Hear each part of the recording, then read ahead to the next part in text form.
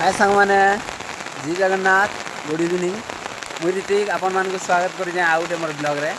वगैरह सांग मैंने आज का मंदिर जीवार थिला जेनटा कि श्रावण मासर 3 नंबर सोमवार आउ आज संक्रांति भी थिला आर मंदिर थिले कि नहीं गली कि बाहर बहुत जोर रे वर्षा होउजे की कारण लाई नहीं जेनटा कि मोर मिथुंदा हन्ने झोट हैला आर सेटा 2-3 दिन हैला न झोट है जे बोले तुले हमें छिटका भी हेजु आगु भी मोर दाहने झोट होता जेनटा कि आउ गोटे दाहरे ताने झील होता जे वगैरह आम से सफासफी होती बोलिक मंदिर जाइलु वगैरह से झीलटा है 2-3 दिन होजे बोले रिसेंटली तार नाई भी नुए पड़े ताल हेतु बोली मंदिर टी जाए ना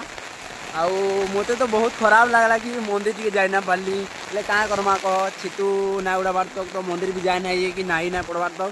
हेतु बोली मंदिर ना जाए घरे भी मना कले आउ गोटे कथा कि सा मैंने देख आमर गाँव में बहुत जोर वर्षा हो देख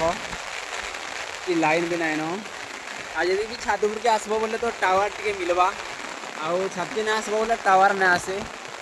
आउ एयरटेल तो बेरू ना आसे जियो तो टी पाइसी आ देख एंता वर्षा है छाल मान को नीली धरदेला न देख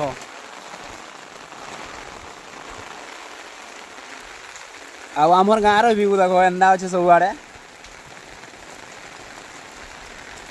वर्षार लगे कहीं कहनी आड़ू बाहरबार नहीं